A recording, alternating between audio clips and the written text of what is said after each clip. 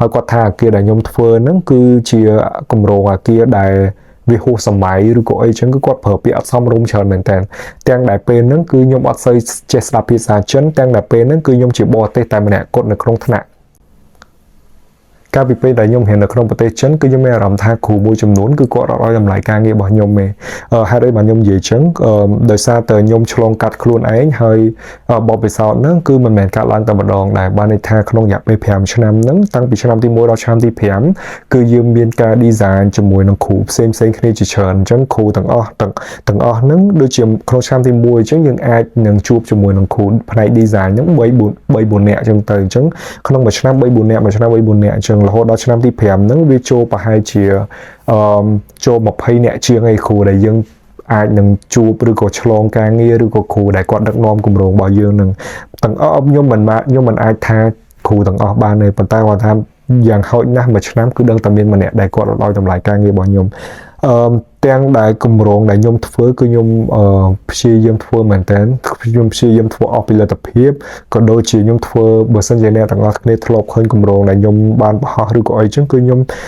ទាំងការគូប្លង់ទាំងការដាក់ពណ៌ដាក់អីហ្នឹងគឺខ្ញុំដាក់ចិត្តធ្វើមែនតើប៉ុន្តែក៏នៅពេលដែលខ្ញុំធ្វើហ្នឹងគឺសមិទ្ធរួមថ្នាក់ឬក៏អីហ្នឹងគឺគេពិតជាស្ញោតសរសើរការងាររបស់ខ្ញុំឬក៏អីចឹងប៉ុន្តែចំពោះគ្រូខ្លះគឺគាត់អត់មានលើកយកចំណុចទាំងអស់ហ្នឹងយកមកសរសើរឬក៏អីទេប៉ុន្តែគឺគាត់ចាប់ផ្ដើមធ្វើការរិះគន់ទៅលើគម្រោងឬទៅលើការធ្វើទាំងអស់ហ្នឹងនៅឧទាហរណ៍ដូចជាការពេលដែលខ្ញុំរៀនឆ្នាំទី2គឺខ្ញុំធ្លាប់ធ្វើគម្រោង office មួយអាហ្នឹងគឺជាគម្រោងឆ្នាំទី2ប៉ុន្តែឈុំទី1 office design ហ្នឹងគឺខ្ញុំចាប់ផ្ដើមគិតរៀងប្លែកបានន័យថាខ្ញុំគិតរៀងមាន mode មានអីចឹងណាហើយ mode ហ្នឹងមានកោមានអីចឹងទៅហើយក៏គ្រូដែលគាត់ដឹកនាំខ្ញុំហ្នឹងគឺគាត់ពេញចិត្តលើគម្រោងហ្នឹងប៉ុន្តែនៅពេលដែលយើងការពារគឺមានគ្រូផ្សេងដែលគាត់មិនមែនដឹកនាំគម្រោងរបស់យើងហ្នឹងគឺគាត់ធ្វើការគឺគាត់អត់ពេញចិត្តជាមួយនឹងគម្រោងហ្នឹងឯងហើយគាត់អត់ពេញចិត្តហ្នឹងគឺគាត់មិននិយាយធម្មតាទៀតគាត់និយាយទាំងកំហឹងទៀតខ្ញុំមិនដឹងថាហេតុអីបានគាត់ខឹងឬក៏អីចឹងឯងហើយក៏គាត់បានសួរហើយគាត់បានយកមកកែតរបស់ខ្ញុំហ្នឹងគាត់កាន់លើកឡើងនៅក្នុង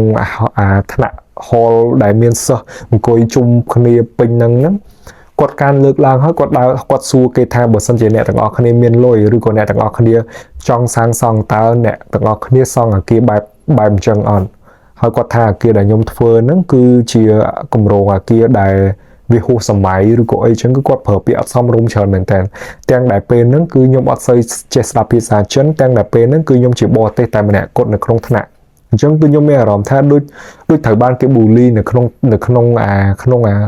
សាលនឹងអញ្ចឹងគឺយើងមានអារម្មណ៍អត់ល្អមែនតើហើយគឺខ្ញុំចេញមកវិញគឺខ្ញុំមានអារម្មណ៍អត់សប្បាយចិត្តខ្ញុំមានអារម្មណ៍ខឹងមែនតើប៉ុន្តែខ្ញុំត្រូវបានមិត្តរួមថ្នាក់ឬក៏អីហ្នឹងគេរៀងលើកទឹកចិត្តដែរ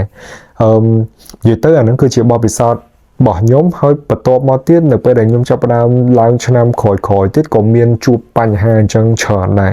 ពេលខ្លះគឺខ្ញុំមានអារម្មណ៍ថានៅពេលដែលខ្ញុំជាជនបរទេសហើយខ្ញុំធ្វើអីដែលរៀងខុសពីជនជាតិចិនឬក៏អីដែលគាត់គិតថារៀងខុសពីអីដែលគាត់ធ្លាប់ឃើញឬក៏អីចឹងគឺគាត់មិនគិតថាហ្នឹងជារឿងល្អហើយគាត់ចង់ទាញឲ្យយើងធ្វើឲ្យដូចគេដូចឯងទាំងអស់អញ្ចឹងតែពេលខ្លះការនិយាយទាំងអស់របស់ការនិយាយពីគ្រូឬក៏ការ comment របស់គាត់ហ្នឹងក៏មានចំណុចល្អក៏មានអីដែរប៉ុន្តែគាត់ថានៅពេលដែលគាត់ប្រើពាក្យសម្ដីឬក៏គាត់ប្រើអីដែលនិយាយទៅរៀងស្ដាប់មើលទៅរៀងគំរោះគំរើយឬក៏ឆ្លើយមកលើការងាររបស់ខ្ញុំហ្នឹងទាំងដែលខ្ញុំជាបរទេសម្នាក់នៅក្នុងថ្នាក់ហ្មងគឺខ្ញុំមានអារម្មណ៍ថាដូចយើងត្រូវបានគេរើសអើងឬក៏យើងត្រូវបានគេប៊ូលីចឹងអាហ្នឹងគឺជាបទពិសោធន៍ដែលខ្ញុំបានធ្លាប់ជួបនៅក្នុងប្រទេសចិនហើយអាហ្នឹងបើខ្ញុំគិតថាបើសិនជាអ្នកទាំងអស់គ្នាដែលធ្លាប់រៀននៅប្រទេសចិនផ្នែកជំនាញស្ថាបត្យកម្មឬក៏អីហ្នឹងអាចនឹងធ្លាប់ជួបបទពិសោធន៍អញ្ចឹងដែរឬក៏មិនអានឹងគឺខ្ញុំអត់ដឹងទេប៉ុន្តែគាត់ថាបើសិនជាអ្នកទាំងអស់គ្នាមានគម្រោងទៅនៅក្នុងប្រទេសចិនឬក៏អីចឹងអ្នកទាំងអស់គ្នាអាចនឹង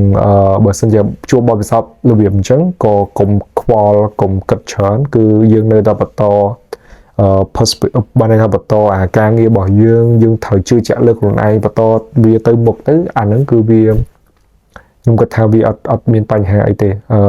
វាគ្រាន់តែជារឿងមួយដែលយើងបានឆ្លងកាត់មកហើយប៉ុន្តែគាត់ថាយើងកុំយកអាភាពពី ពាក្យសម្ដីដែលគ្រូគាត់និយាយមិនព្រោះស្ដាប់មិនអីមកលើយើងនឹងធ្វើពិបាកទឹកចិត្តរបស់យើងអញ្ចឹងគឺយើងត្រូវតែបន្តការគិតការអីហ្នឹងទៅលើអាគម្រោងយើងបន្តទៀតដើម្បីឲ្យយើងកាន់តែមានភាពខ្លាំងទៅមុខអញ្ចឹងណា